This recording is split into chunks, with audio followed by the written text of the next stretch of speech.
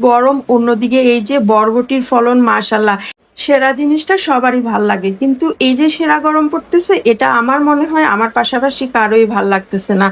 আজকে ছাদ বাগানে এসে তো যেরকম গরম দেখতেছি, একদিকে গরম, অন্যদিকে এই যে বরবটির ফলন মাশাল্লাহ। এক একটা গাছের ভিতরে বরবটি একদম মানে হেলে দুলে ভেঙে যাচ্ছে।